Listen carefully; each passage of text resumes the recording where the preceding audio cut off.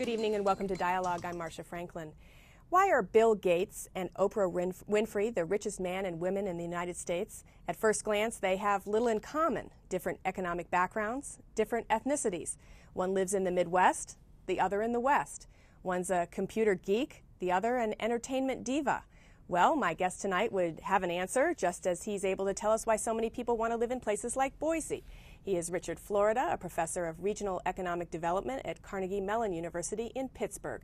The author of 6 books and more than 75 articles, Dr. Florida has served as an advisor to the White House Office of Science and Technology Policy, as well as numerous state and local governments whose leaders want to know how to attract the best and the brightest. His latest book, so new it's still in proof copy, is entitled The Rise of the Creative Class. In it, Dr. Florida lays out his thesis that we're in the midst of a dramatic change in our social structure, and many of the people driving that change may not even realize it. Dr. Florida is in Boise as part of a lecture series sponsored by the Foothills School of Arts and Sciences, which has graciously shared his time with us so that you can hear more about his work. One note, because tonight's program is taped, there will be no phone calls. Well, welcome to you. You've been in Boise, I think this may be your second visit in just a year or so. Yeah, it's my second visit in about a year. You must like it. Yeah, it's been great. And every time I'm here, I have more fun. So that's good. Great. Well, going back to my comment about Oprah Winfrey and Bill Gates, that's I kind of threw that in. But based on what I've read of your work, certainly we can say there's lots of reasons why they're so successful and so wealthy. But one clear reason must be that they're both very creative, and this is something that you study. Well, yeah. You know, the book is about the rise of this group I call the creative class. 38 million of us out of a workforce of about 125 million. We're 35% of all the entire workforce. We're bigger than the working class is or ever was.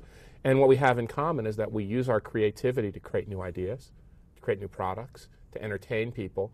And mainly, all of us are creating economic wealth no longer by using our backs and our brawn and our physical strength, but by using our ideas and our creativity. And it's an amazing thought, you know, when you think about it. I grew up in a working class family. My dad worked in a factory. I spent most of my youth working in a factory. You know, who would have guessed that between the time of about 1975 and the year 2000, we'd double the size of this class and we'd become the economic value setters and the norm setters for our country and the world. How do you define this class? Because as I said, you know, both Bill Gates, who works in the arena of computers, and Oprah Winfrey, who's clearly creative in the entertainment field, you would consider both creatives, but you've expanded the definition even further. Well, we spent a lot of time on the definition, and it wasn't something that came to us overnight. We began to look at where new ideas were coming from and where high-tech industries and fast-growing industries were coming from. And as we began to look at it, myself and a team of terrific statistical researchers at Carnegie Mellon University and elsewhere, we began to say, no, it's not just the people in high-tech industries, and it's not just the people who work in the legal field or the financial field that support them. There are people in the arts and cultural field, in entertainment, in design, in architecture, in high-end professions, in healthcare, who are all adding value through their creativity. And then the next step we took was started to look at cities and regions that were growing. And we found some fascinating statistical facts, which actually startled us. We began to look at the relationship between culturally creative people, we called it the Bohemian Index, and high-tech growth and innovation. And lo and behold, it had a higher rate of correlation than all the traditional measures, whether that be research and development or the level of human capital or education or universities. It seemed to us that these bohemians, these culturally creative people, were linked to economic growth. And then I came to a really simple conclusion, that creativity is not just one thing. There's technological creativity like Bill Gates, there's artistic and cultural creativity like Oprah Winfrey, and there's economic creativity, which comes by starting new enterprises. The place that we're growing didn't have any one. They had all three.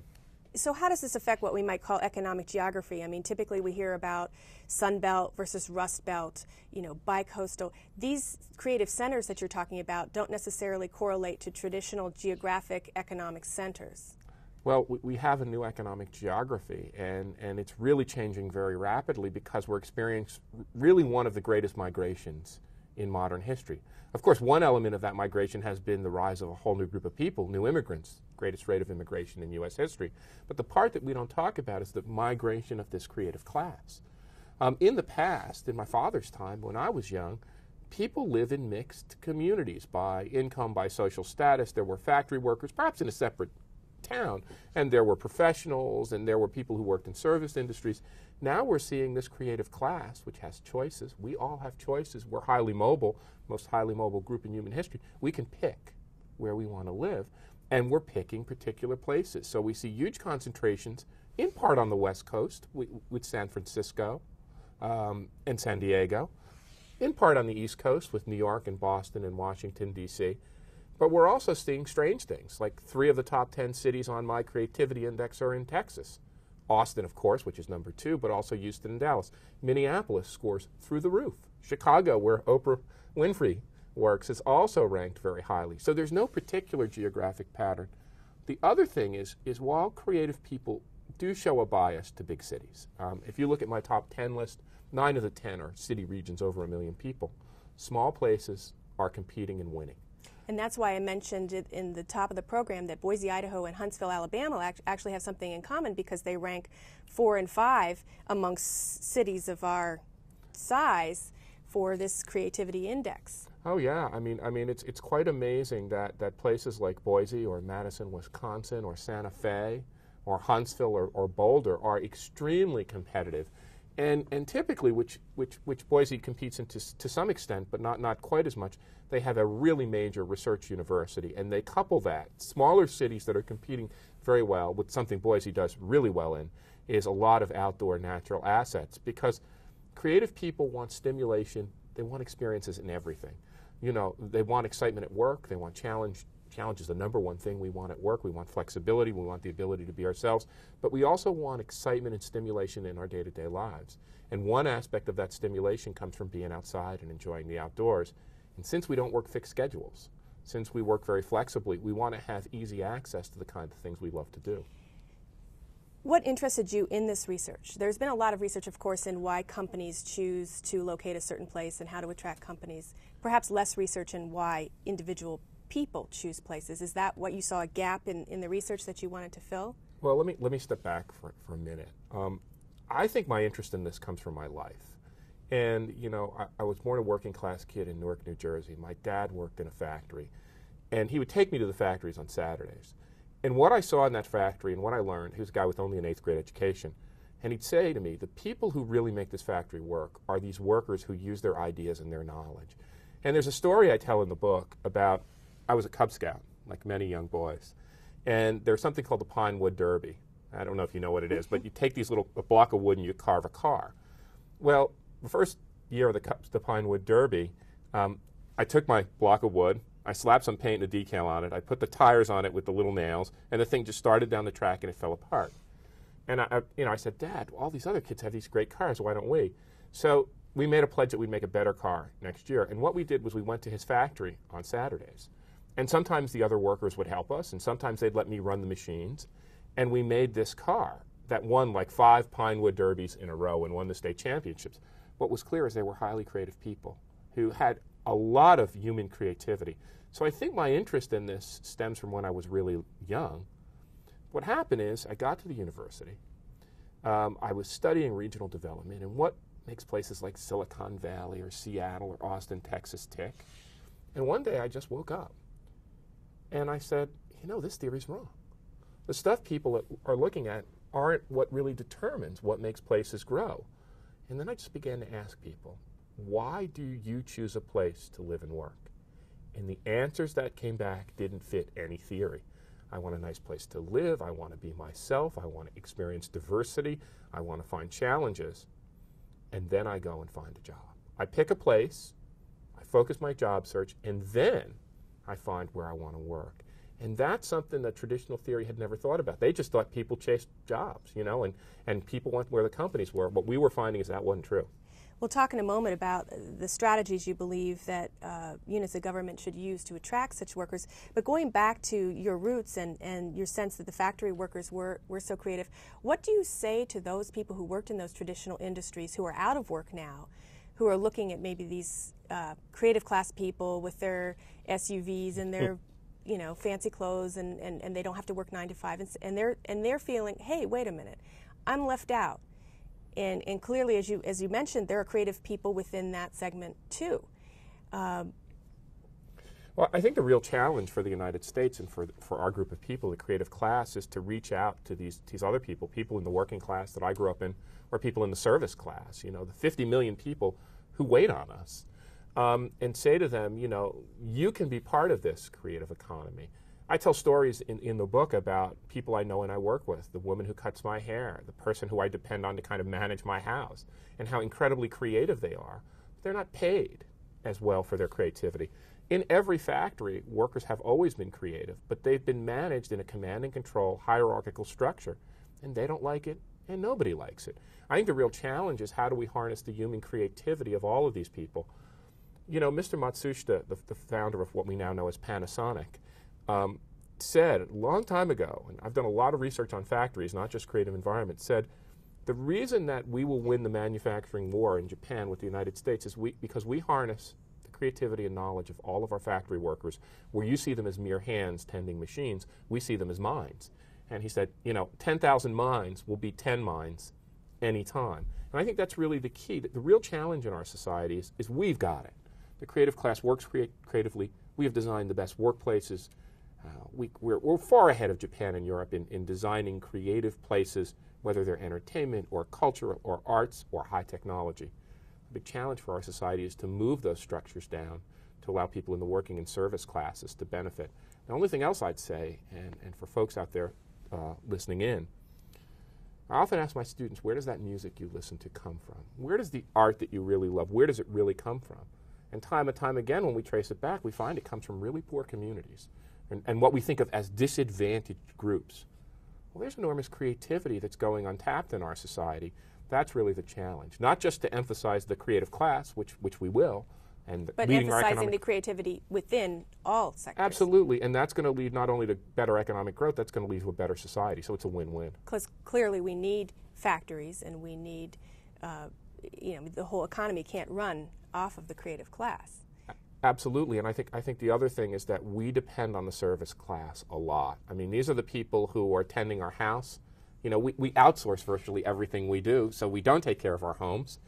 We don't make our food, right? We go get takeout from the restaurant or we buy it pre-prepared for us. You know, many of us increasingly don't really even take care of our kids. We have people who help us with that. And I mean, it sounds kind of silly, but those people are not paid very well. You know, there's no reason, economic reason, that a steel worker or an auto worker should make $75,000 or $80,000 or $100,000 a year. They do that because they organized unions and they won the right to bargain and get higher wages in line with their productivity. Real challenge for our society is to pay people for their creative inputs. And I think that's going to be a fundamental challenge, because one thing my research finds is even though the creative class is leading this charge, even though the creative class is driving our economy, the gaps between the creatives and the others are growing. The average person in the creative class makes double what a member of the working class or the service class make. And if you look by regions, you know, if you look at a San Francisco or a Washington, D.C., and compare them to a Sharon, Pennsylvania, or a Johnstown, or a Youngstown, Ohio, or a Yuma, Arizona, the gap is off the map. So really the challenge is going to be not only how do we focus on the creative class and attract it, but increase the creativity to pay the income of other people. Let's talk a little bit about how cities can attract the creative class. You talk about the 3 T's. Technology, talent, and tolerance. And for a city to compete and win in this economic world, even in the midst of a recession, the NASDAQ nosedive, and even in the wake of 9/11, people, in fact, are becoming more selective in where they want to live and work because they want more out of life. They realize it's not just enough to have a job. So technology, talent, and tolerance. One of the things I've studied is my own hometown, Pittsburgh. We're a technology superstar. We created the Lycos technology that at one time was the search engine of choice in the internet. We spun it out of the university. We created the company. Company moved to Boston. Why? Because the second T was in Boston, talent. So you need to invest not only in creating talent through great schools, not only through retaining your own talent, but making sure you become attractive to people from all over the country and all over the world. But not even doing those first 2 T's is enough. You have to do the 3rd T, which is tolerance, because creative people come in all shapes and sizes, all nationalities and all ethnicities. They come in all age groups, they come in both genders, and they come in all sexual orientations. And creative people want to know that the place they live and the place that they work is open to everyone, because they're going to be judged on their merit and their skills and their talents. So for a city, you have to do all three. The cities that score high on my creativity index, the economic winners, score high on all three measures. Middle of the pack cities score high on 2, end of the pack cities score high on none. But to really put it all together, and you know, you look at a city like my hometown, Pittsburgh, off the map on technology, medium on talent, lower on tolerance, it's a middle of the pack city. But you look at the Miamis of the world, very diverse, very open, large ethnic communities, large gay communities, but no technology, also middle of the pack cities. So you have to do it all if you really want to compete and win. And you have created these indices, you and your students, that the Bohemian Index, a gay index, which might be somewhat controversial, but you've found correlations between what people might think of people living in the margins or disenfranchised people and the level of creativity and therefore economic force in a community. Yeah, you know, one part of my research, I go out and observe the world and talk to people and do interviews, but another part, you know, and I'm blessed with having these really talented peers and colleagues and students, we do a lot of statistical research. And we try to summarize that in a nice way in the book and not make it too overbearing. But we invented several indices. One is the Bohemian Index, the number of artists and performers and musicians and entertainers in your community. Another is the Gay Index. Beginning in 1990 for the first time, and now in 2000, the census actually asked this question, you could surmise where gay people were. Well, we thought this was a very good measure of how diverse a community and tolerant a community would be, because sometimes the gay community is subject to a lot of discrimination. Well, when Gary Gates, my student who now works at the Urban Institute in Washington, created the index, and I was working on high-tech industries, one day I came back from leave at Harvard. We put the two lists together, and they were the same cities. And Gary and I just looked at one another and said, something's going on here. So we began to delve into the patterns. So how do you convince, say, a town that's making the transition, that's been kind of down in the heels, maybe conservative, and then you say to them, you know, if you have a more diverse community, and that includes more ethnicities that they may not be familiar with, different sexual preferences, you can raise your economic level. I mean, how do you sell that to people who are already depressed and angry and perhaps fearful of outside influence? Well, you know, this is a very hard sell, and I think the market is going to sell it. You know, I'm going to go in, I'm going to try to help. I work in communities all over the country, spend time with mayors and community leaders and business leaders and community developers and leaders of ethnic groups, community groups, and gay groups, human rights groups, so all of them. And I try to bring them together, but it's up to that community. If that community says, we want to close the gates, we want to keep out new people, we want to keep out diverse people, we don't like gays, well, and the other fact is, of course, they have gays, because gays are in 99.6% of all American communities. But if they don't want to admit it and they don't want to be open, they're going to die. And that's up to them. If they want their economies to die, that's up to them. But if they want to grow, and if they really want to grow and deliver value and income to their citizens and their residents, they're going to have to become tolerant and diverse places, because the fact of the matter is, you can only grow if you're tolerant and diverse and open. Let me play a little bit of devil's advocate with you. Boise's growing rapidly. 10,000 people a year, by some estimates, move in. I don't know how many move out, but a large number move in. I have interviewed lots of people who've moved here, many of them to the suburbs surrounding Boise, and they're actually moving here because they want a less diverse and, in their view, more comfortable, their Anglo majority, place to live. They were uncomfortable in places like California, where they felt like they were a minority. So how does that jive with your research? When I meet a lot of people who, in fact, are more comfortable in a less diverse, more suburban, more box store, generic atmosphere? Well, Boise's done really well, and not only are you growing, I mean, you have 35.2% of your workforce in creative class occupations, which is really high. Anybody over 35% is a winner. And you have 75,000 people in creative occupations, which for your size is truly amazing. You're doing well, and you're also a technology winner. You're off the map in certain technology scores, patenting and high-tech industries. And of course, people do like to live in communities with other people like themselves. Let's take Washington, D.C., for example. Had a conversation with a group of people about 2 months ago. I said, where do you like to live in the country? They said, Washington, D.C. The Korean student said, why? There's a great Korean community, and there's a Korean church, and there's Korean kids for my kids. The Indian student said, there's a great Indian community. The African-American student said, there's a huge African-American middle-class population. And the gay student said, DuPont Circle. I think that what makes a truly great growing region is something for it doesn't mean that people are all living mixed up together necessarily. There may be certain communities for certain types of people by age, by sexual preference, by ethnicity, what have you. What makes a truly great region is it can be open and accepting of all. Boise does lag on certain diversity and tolerance scores. Although you have a gay community, you're in like the 175, 180 range on my gay index. You do better on the Bohemian index, but I think one of the things that your community leadership has to think about is Boise is making it, it's on the map, people know it, people in the high-tech community know Boise's there, and I think the real challenge for your future growth is going to be how do we lower the barriers to entry for all groups? How do we make this a comfortable place for everybody? Do we necessarily want to grow so much? I know I used to live in the Bay Area. Great place to attract creative people, became wildly expensive.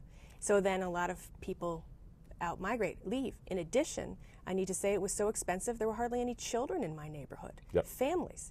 And I found that rather lonesome. I like to have children around. And so, you know, you've talked a little bit about the Bridget Jones economy that we're in now, a lot of single people, a lot of creative people paid well, but for other people that they may need to leave, and in fact some creative people need to leave Well, too. the scary thing is that we are getting this segregation by demographic structure, and we are getting the phenomenon of childless cities, whether that's San Francisco or Seattle. And some of those are really terrific cities. I mean, in another part of the book, I talk about the relationship sometimes between child-friendly cities and the gay index, and lo and behold, they're very highly and positively correlated. But I think you're right that something's happening in these creative meccas where it's driving up cost, and actually, it's not just driving people out, it's driving creativity out. I mean, the San Francisco thing, where the high-tech people, you know, and the yuppies started to drive out the artists, the musicians, and culturally creative people, that really is jeopardizing and was jeopardizing San Francisco's future. But there's one thing that I'll say is it all comes full circle. Because if creative people move out of Soho, they go to Williamsburg. If they move out of San Francisco, they go to Oakland, or they go to Boise, or they go to Portland. And these creative communities rise up. And you know, I had the opportunity to meet Jane Jacobs, the world's most famous urbanist, one of my idols, who's in her late 80s. And I asked her about the San Francisco thing, and she said, truly the most remarkable thing I have ever heard. I said, aren't you worried about this, Jane? Isn't San Francisco, you know, eating its own seed corn? Isn't it going to die with this gentrification? And she said, no, it'll all come back around. She said, do you ever go to these really bad ghettos with blighted housing and abandonment and really falling apart? You ever notice that's where the grand houses were of a previous era? She said, when places become really affluent and they drive out all the creative people, they become really boring. And not even the rich people want to live there anymore. And then they leave and the place declines. And then they re-gentrify. We're rapidly running out of time, which is unfortunate, so I want to get some more points in. How has 9/11 changed the situation? I know after that event, I took some time to think about what I do and where I am. Well, 9/11 had a big effect on this book. It had a big effect on its title. Elevating the idea of the rise of the creative class to its title, on the thinking on the book, because we're no longer making decisions just on how we can make the most money. And I talk about front-loading your life to make a whole bunch of money in your 20s and 30s and then, you know, retire and do the things you want. People aren't thinking that way anymore. They're thinking about what really matters to me and my family. So the book is really about how do we cope in a post-9/11 world. The other thing, which we didn't talk about, that I have to do in the next 2 weeks, is I'm writing a paper for New York City on rebuilding Lower Manhattan for the creative age. One of the big issues in Lower Manhattan and in thinking about Lower Manhattan is that was a specialized financial center. And what some of the leadership in New York is thinking about, particularly folks on the regional planning board, is how do we make that rebuilt area a truly creative center which can be open to arts and cultural and economic and financial creativity. Not only that, linking to Soho and the other parts of Williamsburg and Brooklyn. How do we link in Newark and Jersey City and the depressed areas where some companies are starting to move, not only so that there's a flow of traffic and commerce, but those underprivileged communities can benefit from this rebuilding. So it's something right on the top of my mind, and hopefully some of these theories will actually make it into the thinking about rebuilding that site. We've talked a lot about private industry in this discussion. There's obviously the government sector and public service, and I'm assuming you see a great role and need for creativity in that arena and in public service. Government doesn't get it. And if you ask me, one of the big challenges of my life and our time is the fact when I was young, most of the creative people I knew wanted to go into government service. Now I talk to my students and young people who are incredibly creative, and where do they want to go? Out of government. Some of them are going to the nonprofit sector, which is picking up some of the slack, but government has to adjust to this creative age. And the other thing is many creative people are just turning their backs and walking away because they think government doesn't get it. So it's our obligation to act on government, but government has to get it and become more creative. And finally, what is the obligation and role of creative people when they do their own projects? I must say that a lot of so-called creative projects we see are often full of violence and negative images and more entertainment, perhaps, than creativity. I think you've even remarked that if you look at the terrorists in 9/11, they were awfully creative too. It's not necessarily a force always for good. No, creativity can be used to various ends, but we have to realize it's the economic force that powers our society. And I think, I say this in the book, and the last chapter is called "The Creative Class Grows Up." I mean, this is really the issue of our time. When the working class became a large class, it grew up. It organized its members. It formed unions and made social conditions better, not only for itself, but for everybody. My dad would always say this, even when he went into management. The unions got us the good wages, and the working class people got us the good wages that all of us enjoy.